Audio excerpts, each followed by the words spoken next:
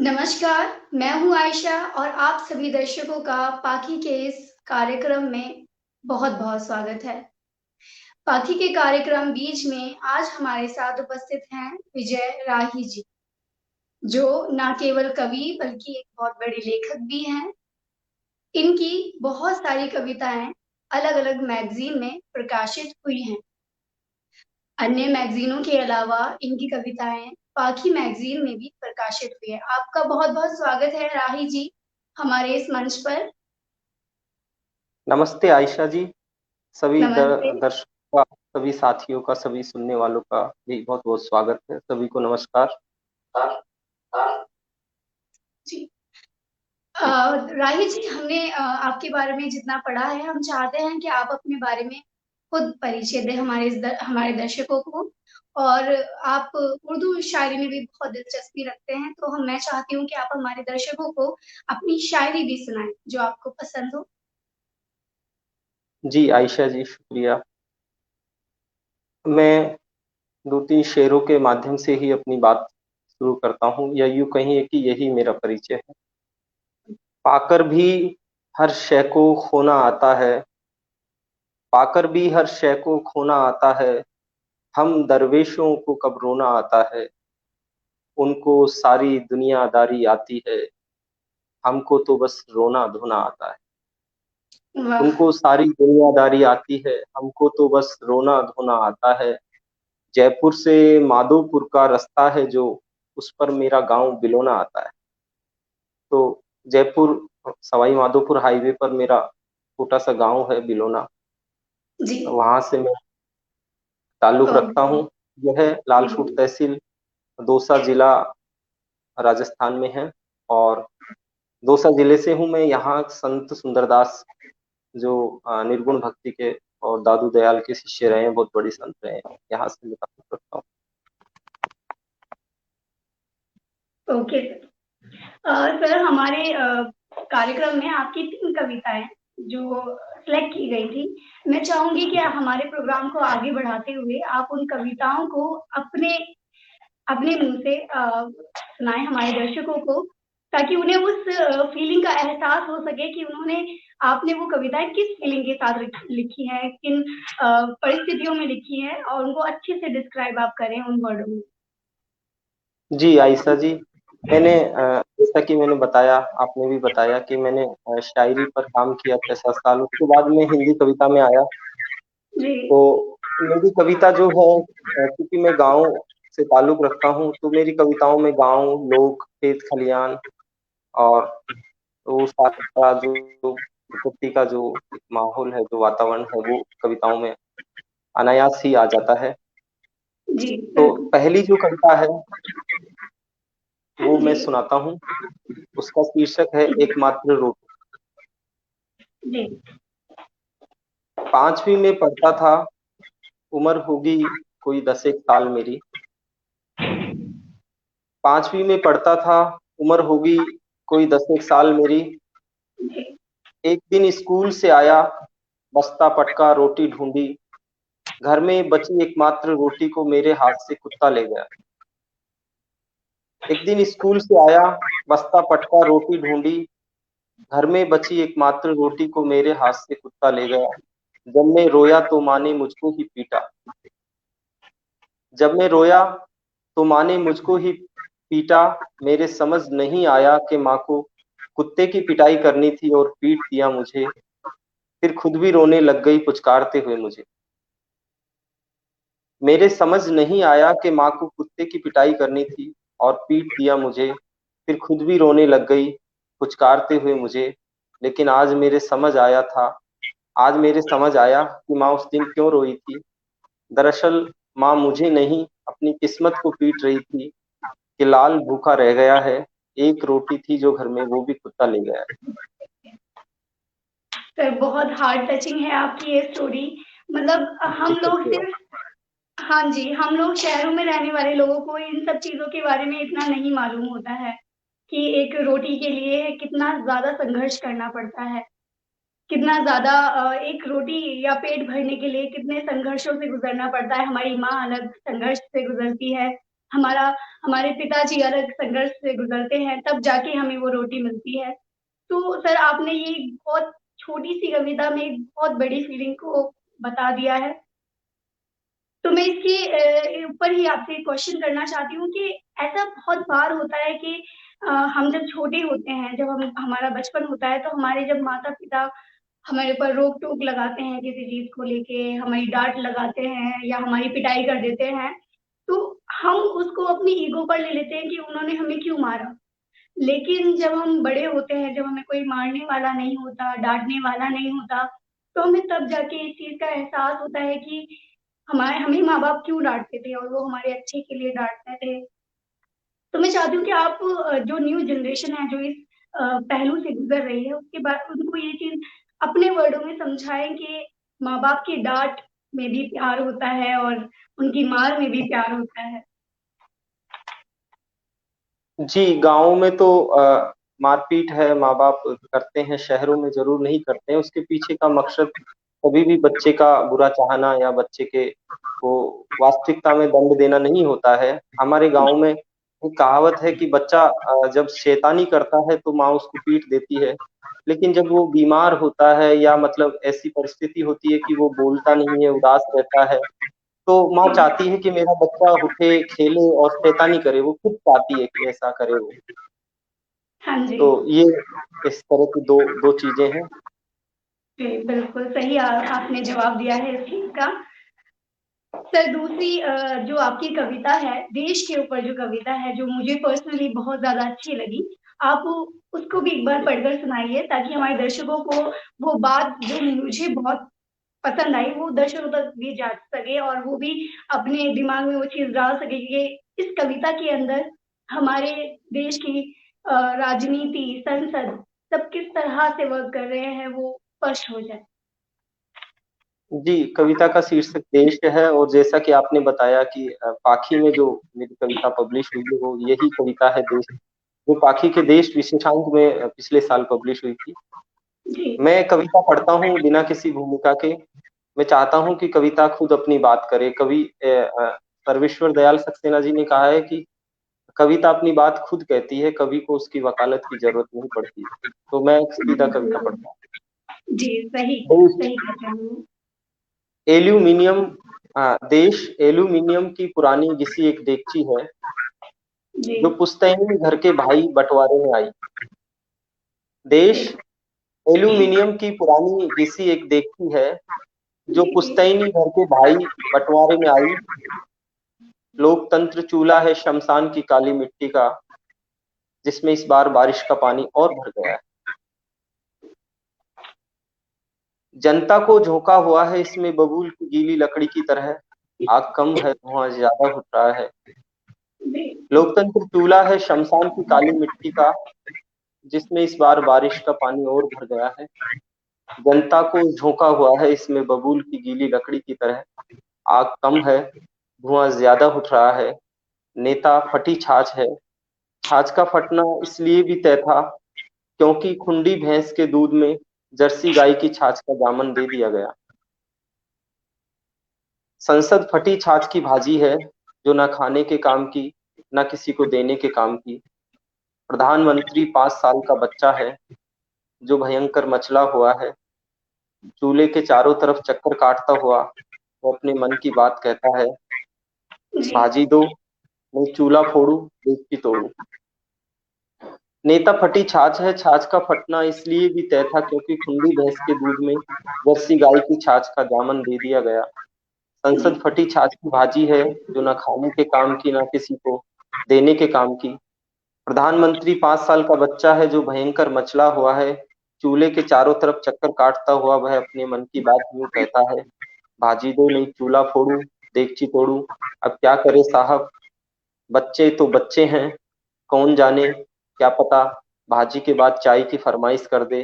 हालांकि सब सिर्फ बच्चे की बात कर रहे हैं, लेकिन मुझे चूल्हे में दबी जली भुजी राख का दुख है।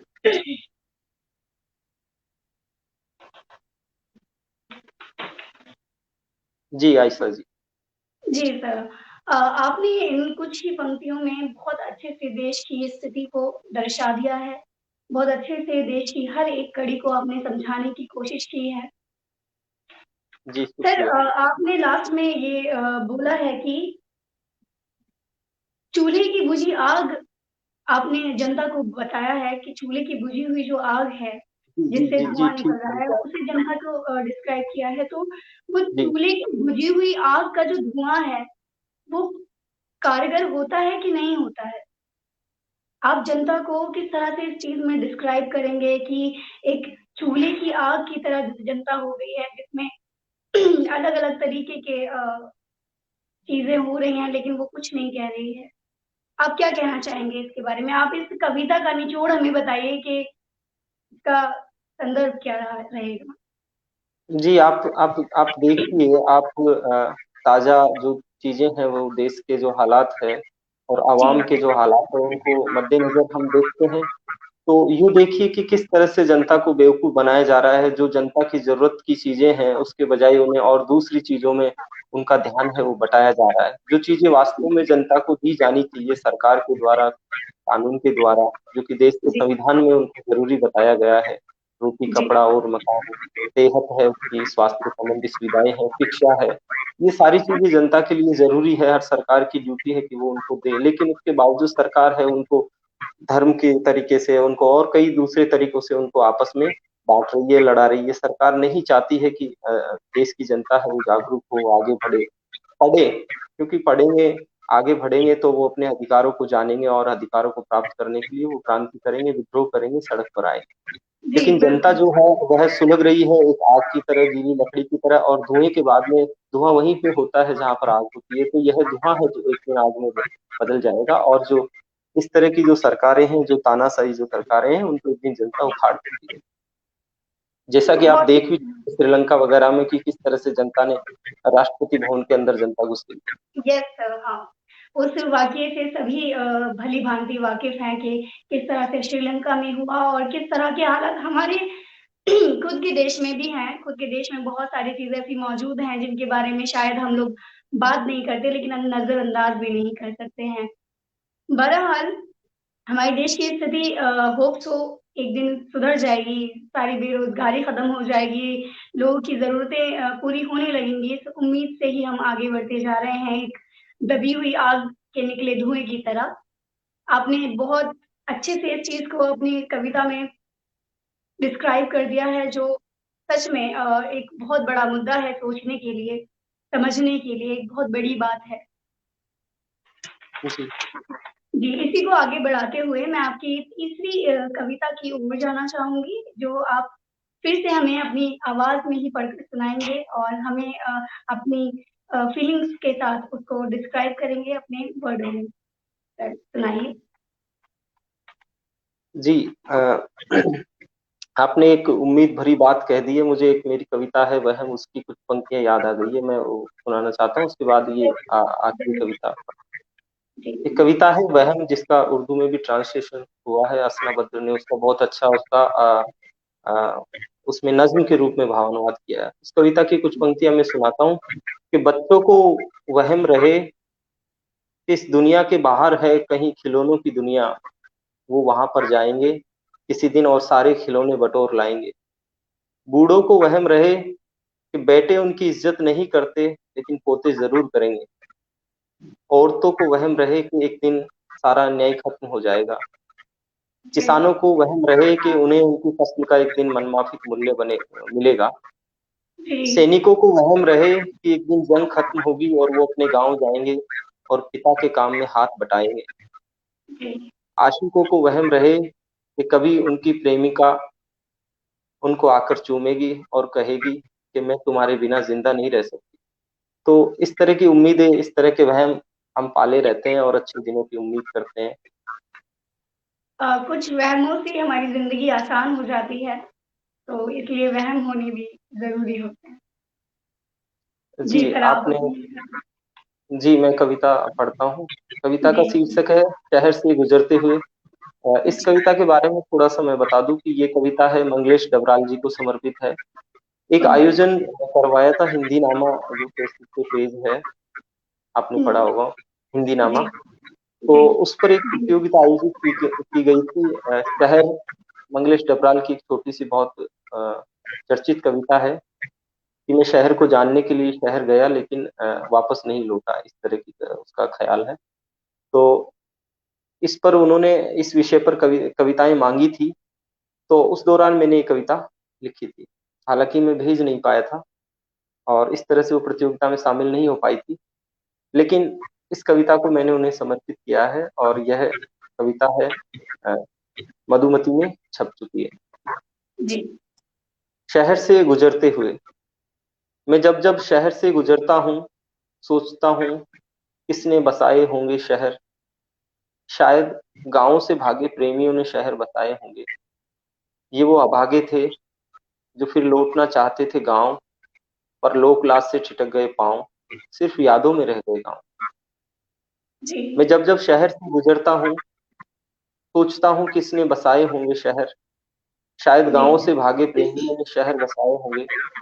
ये वे अभागे थे जो फिर लौटना चाहते थे गाँव, पर लोक-लाज से छिटक गए पाँव, सिर्फ़ यादों में रह गए गाँव। शहर से गुजरते हुए, मैं जब भी गाँव को याद करता हूँ, गाँव आकर भर लेता है मेरी बात। बात भरना यानी बाहों में लेना। शहर से गुजरते हुए, मैं जब भी गाँव को याद करता हूँ, गाँव आकर भर लेता है मेरी बात। मैं सोच भी नहीं सकता कि छोड़ दूँ उसका हाथ, तो फिर मैं भी रोने लगता हूँ अपने बिछड़े गाँव के साथ। जी, आपने इस कविता के ज़रिए बहुत सारे लोगों की दिलों की बात कह दी है। ऐसे बहुत सारे लोग होंगे जो अपने गाँव छोड़-छोड़ कर शहरों में आ बसे, किसी कोई रोज़गार की वजह से, तो कोई फाइनेंशियल परेशानियों की वजह से। बहुत सारे रीज़न ऐसे रहे हैं लोगों के कि उनको गाँव छोड़ने पड़े थे और छोड़ने पड़ भी रहे हैं। अभी भी लोग वहाँ से माइग्रेट कर कर शहरों में बसने लगे हैं।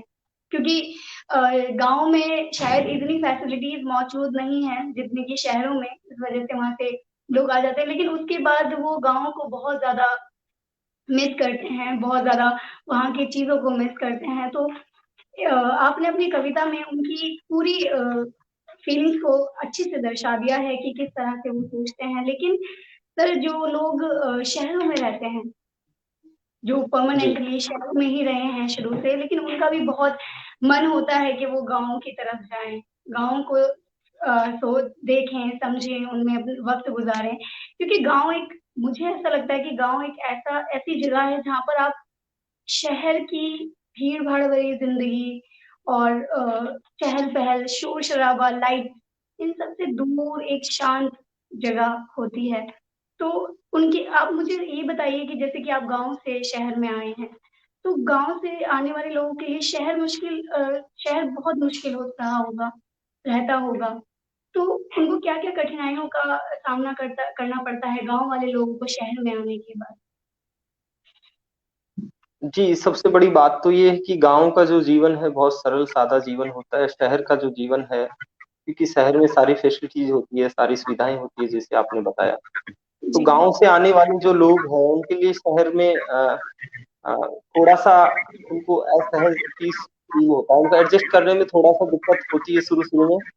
जी। लेकिन एक बार जब शहर में वो बस जाते हैं उसके बाद में गाँव उनको उस तरह से अ, मतलब कम सुविधा को देखते हुए उनको शहर ज़्यादा पसंद आता है और दूसरी बात गाँव में रोज़गार के साधन भी नहीं है। लेकिन जी। आज चीज़ें बदल रही है, आज सारा जो विश्व है वो ग्लोबल ब्रांड में बदल गया है। आज गाँव भी कस्बों में बदल गए हैं, छोटे-छोटे गाँव कस्बों में बदल गए हैं, सारी सुविधाएँ वहाँ तक पहुँच चुकी है। गाँव में भी लोग एसी लगाने लग गए हैं मकानों में। तो चीज़ें जी, बदल रही है बिल्कुल। धीरे-धीरे और जी। स्मृतियों के आधार पर जो बचा है वो कविताओं में बचा है। जी, बिल्कुल, ये बात आपने बहुत सही कही है कि गाँव में भी शहरीकरण होने लगा है, गाँव की तरफ भी शहरीकरण आने लगा है। अब गाँव पहले जैसे गाँव नहीं रहे हैं, अब वो काफ़ी शहरों जैसे लगने लगे हैं। जी, आपने आपकी तीनों कविताएँ बहुत अपने-अपने स्थान पर बहुत अच्छी हैं, हमें बहुत ज़्यादा पसंद आई थी जिससे हमने आपको सिलेक्ट किया। सर, हम चाहते हैं कि आप हमें अपना साहित्यिक जीवन के बारे में बताइए कि किस तरह से आपने ये लाइन अडॉप्ट की कि मुझे साहित्यिक बनना है या मुझे लेखक बनना है, मुझे कवि बनना है। आपको कब ये चीज़ लगा कि आप उर्दू में शायरी करना चाहते हैं? कैसे आपको इस चीज़ से इंस्पिरेशन मिली? आप किस तरह से इस लाइन में आए? हम बताइए, हमारे दर्शकों को बताइए। जी, बचपन से ही मैं कल्पनाशील रहा हूँ, जैसे ज़्यादातर बच्चे जिज्ञासु कल्पनाशील रहते हैं। जी। मैं ऐसे ही सोचता रहता था जब पढ़ता था, बहुत छोटा था जब कि थोड़ा-सा तरीके से रहा जाए। हो सकता है मुझे इस समय अमेरिका में टीवी पर दिखाया जा रहा हो, तो मैं उस तरह से मतलब सोचता था। कभी-कभी मतलब अपने आप को एक्टर समझ लेता था। इस तरह से मैं चीज़ें करता था। अलग-अलग तरह के ड्रेस, वेशभूषा इस तरह से पहन के और दूसरी बात ये है कि मैं एक बागी तरीके का लड़का था, जिसका ओके। अंधविश्वासों पर और ये जो गाँव में बहुत सारी कुरीतियाँ, रूढ़ियाँ होती हैं, उनमें विश्वास नहीं था। मैं कई बार चैलेंज कर लेता था। जी। जो स्थान होते थे लोक देवताओं के, उनके जो उन पे जो चीज़ें रहती थी, त्रिशूल वगैरह, उनको उखाड़ देता था और बाद में फिर ये चीज़ें संस्कार में भी रहती थी कि मेरे को बुखार आ गया तो मैं सोचता था शायद ये उसका प्रभाव है। तो इस तरह से एक एक द्वंद रहता था मेरे मन में कि जो संस्कार और जो पढ़ाई का जो साइंटिफिक जो चीज़ है, जो हम ग्रहण करते हैं पढ़ाई से, इन दोनों चीज़ों के बीच में झूलता हुआ मैं आगे अपने जीवन को बढ़ा रहा था। आगे बढ़ा किशोरावस्था, युवावस्था में कॉलेज में आया, उर्दू शायरी ने मुझे अट्रैक्ट किया जब मैं बीए कर रहा था, एमए कर रहा था। तो ओके। तमाम जो बड़े शायर हैं, उनके दीवान, उनके शायरी के मैंने संग्रह पढ़े। जी। आकाशवाणी में रेगुलर सुनता था, टीवी पर ईटीवी उर्दू के प्रोग्राम्स देखता था। तो इस तरह से शायरी में कहने लगा। शुरू-शुरू में तो मैं ऐसे ही ऊट-पटांग कुछ भी कहता था और खुश होता था कि मैं ही दुनिया का सबसे बड़ा शायर हूँ। ओके। लेकिन बाद में जब मुझे शायरों से मिला तो पता चला कि शायरी ये नहीं है।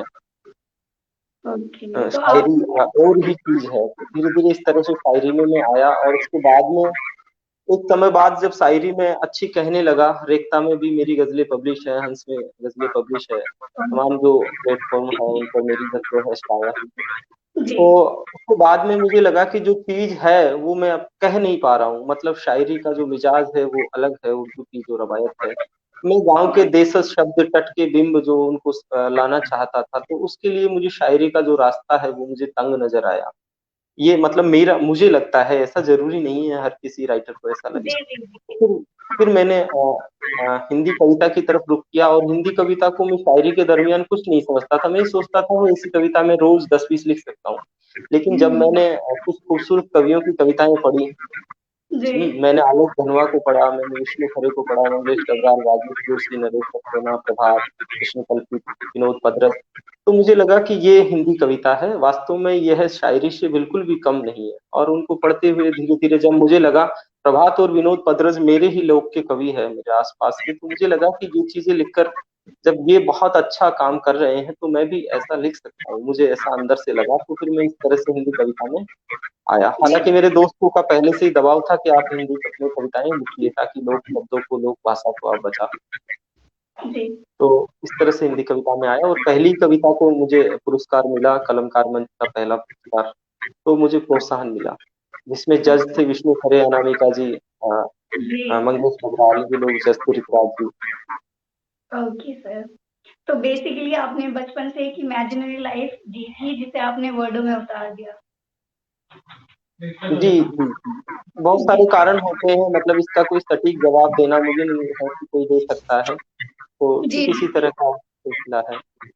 ओके।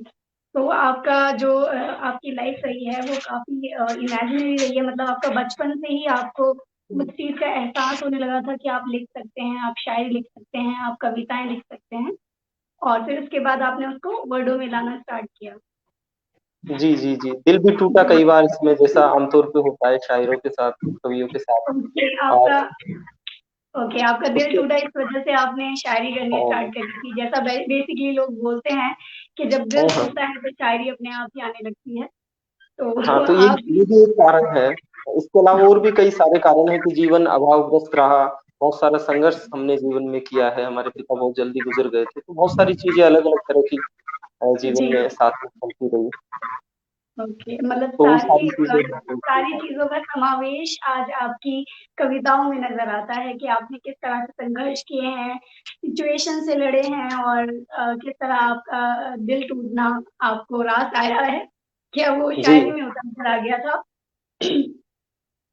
ओके सर, आपका कोई ऐसा एक्सपीरियंस एक्सपीरियंस जो आप हमसे शेयर करना चाहें, आपकी लाइफ का जो बहुत ज़्यादा टर्निंग पॉइंट हुआ आपकी लाइफ का, तो वो आप हमसे शेयर कर सकते हैं? जी। जी, जैसा मैंने बताया कि मैं शायरी में था, कुछ दिन मैंने शायरी में कुछ साल 6-7 साल लगभग शायरी में काम किया। जी। हिंदी कविता में मैंने प्रभात और विनोद पदरज को, कृष्ण कल्पित को, राजस्थान के जो कवि है, हिंदी के भी प्रतिनिधि कवियों में उनको गिना जाता है। इनको पढ़ा और उसके बाद में राजस्थान प्रगतिशील लेखक संघ, इसने एक कार्यक्रम शुरू किया था, अंचल सृजन यात्रा। ओके। तो इसके कार्यक्रमों में शामिल हुआ। ये जो यात्रा है, इसमें बड़े-बड़े राइटर, कलाकार, आर्टिस्ट, पत्रकार सब लोग जी। शामिल होते थे और गाँव में जाते थे और वहाँ पर गाँव के नए लड़कों से, गाँव के जो राइटर है, जो लिख रहे हैं, ओके, जिनको ओके। आगे बढ़ाया जाना चाहिए, उनको इन्होंने जोड़ा। ठीक इसी तरह से मैं भी इसके संपर्क में आया और बहुत अच्छे-अच्छे राइटरों से मुझे जो इसके जो अंचल सृजन यात्रा के संयोजक थे, ईश मधु तलवार जी, जो अभी इस दुनिया में नहीं है, कोरोना में वो हमें छोड़ गए, तो उन्होंने मुझे बहुत अच्छे-अच्छे राइटरों से मिलाया। इसके अलावा चरण सिंह पथिक है, हमारे करौली के यहाँ के कहानीकार हैं, बहुत अच्छे। उन पर विशाल भारद्वाज ने उनकी कहानी पर फ़िल्म भी बनाई है, पठाका नाम से। तो ओके। उन्होंने बहुत सारे कहानीकारों से, बहुत सारे कवियों से मुझे मिलाया और बहुत अच्छी-अच्छी किताबें जो मुझे सजेस्ट की। क्योंकि जी, मैंने जी। शुरू में जो कविताएँ लिखी थी मुख्यंती, वो मैंने मेरी यूनिवर्सिटी, राजस्थान यूनिवर्सिटी के प्रोफ़ेसर को दिखाई थी, बहुत उत्साह के साथ कि सर ये कविता देखिए। तो उसमें एक बिंब था, उसको उन्होंने खारिज कर दिया। तो ओह! मुझे मुझे लगा कि मुझे किताबें ही पढ़नी पड़ेगी। इस तरह से मतलब बहुत अच्छे उस्ताद या गुरु नहीं मिलेंगे, जैसा आमतौर पे नए लड़कों के साथ होता है। तो मैं बिल्कुल। किताबों की तरफ रुख किया और बहुत अच्छी-अच्छी किताबें मैंने पढ़ी, जिसमें मेरा दागिस्तान है, रसूल हमज़ा की, रिल्के के लेटर्स है युवा कवि को। तो इस तरह से मैं किताबों के माध्यम से अपनी कल्पनाशीलता को आगे बढ़ाता रहा, लिखता रहा, अभ्यास करता रहा, दिखाता रहा अपने पीरियड को। इस ओके। तरह से मैं कविता में आया। जी, सर, मैं आपकी पूरी जर्नी समझ रही हूँ कि आपने किस तरह कहाँ से स्टार्ट किया और आज आप कहाँ पहुँच पाए हैं, किन वजहों से पहुँच पाए हैं और किस तरह के संघर्ष के साथ पहुँच पाए हैं। सर, अब हमारे इस कार्यक्रम को हम यहीं पर ख़त्म करते हैं। इससे पहले मैं पूछना चाहूँगी कि आपको हमारे बाकी कार्यक्रम के बीच कार्यक्रम में जुड़कर कैसा लगा? आपको पहला एक्सपीरियंस है आपका, आपको किस तरह लगा? आप अपना बताइए कि आपने क्या एक्सपीरियंस किया? जी, मुझे बहुत बहुत अच्छा लगा आयशा जी। मेरे पास सबसे पहले नीतू जी का फ़ोन आया था। जी। हाँ, नीतू जी का फ़ोन आया था, जी। तो उन्होंने मुझे बताया कार्यक्रम के लिए। इससे पहले मैं पाखी को फ़ॉलो करता हूँ, पाखी पत्रिका के पेज को मैंने फ़ॉलो कर रखा है। तो इस पर मैंने पूनम अरोड़ा जी, चारू मित्रा जी और बच्चा बच्चा सिंह उन्मेष, इस तरह से नाम है, उनकी कविताओं को बीज कार्यक्रम में उनको पढ़ा था मैंने, वो देखा का प्रोग्राम। तो मुझे ओके। पसंद आया और मुझे लगा कि बहुत अच्छा मंच है और कविताएँ पढ़ी जानी चाहिए यहाँ पर। तो जैसे ही मेरे पास नीतू जी का फ़ोन आया, मैंने तुरंत उनको हाँ कर दिया और उन्होंने कहा था दिवाली से पहले रख लिया जाए, पर दिवाली में गाँव जाना था मुझे लंबे समय के बाद, तो मैंने कहा कि दिवाली बाद में हम लोग रख लेते हैं। तो जी, जी। वाक़ई में मुझे बहुत अच्छा लगा, बहुत अच्छा लग रहा है मुझे आपसे बात जी, करते हुए, शुक्रिया, कार्यक्रम को शुक्रिया करते आपका। जी, बहुत-बहुत हुए। शुक्रिया। आपके साथ भी हमें टाइम स्पेंड करके, हम आपसे बात करके, आपके कविताएँ सुनकर बहुत अच्छा लगा और मैं उम्मीद करती हूँ कि हमारे दर्शकों को भी बहुत अच्छा लगा होगा। इसी के साथ हम आप सभी से विदा लेते हैं। राही जी, मैं आपसे भी विदा लेती हूँ और आप सभी दर्शकों को मैं बताना चाहती हूँ कि अगर आप हमारे बाकी के कार्यक्रम भी से जुड़ना चाहते हैं, तो अपनी कविताएँ हमें व्हाट्सएप नंबर पर शेयर कर सकते हैं। हमारा व्हाट्सएप नंबर आपकी स्क्रीन पर शो हो रहा है और सिलेक्टिव कविताओं को हमारे बीच कार्यक्रम में जुड़ने का मौका मिल सकता है। धन्यवाद। आपका भी बहुत-बहुत धन्यवाद। हमारे दर्शकों का भी बहुत-बहुत जी, जी, धन्यवाद जी। हमारे साथ जुड़े पा रहने के लिए। पाखी का बहुत धन्यवाद। आयशा जी, आपका भी बहुत शुक्रिया, सभी दर्शकों का बहुत क्या शुक्रिया। आभारी हैं आप सभी के। जी, मिलते हैं जी, हाँ, अगले मैं कार्यक्रम भी में बहुत अगले आभारी हूँ सोमवार। पाखी। जी? जी, जी, मैं भी नमस्ते। पाखी का बहुत आभारी हूँ कि मुझे मौका दिया। जी, धन्यवाद हम आपसे। Thank you so much. Thank you.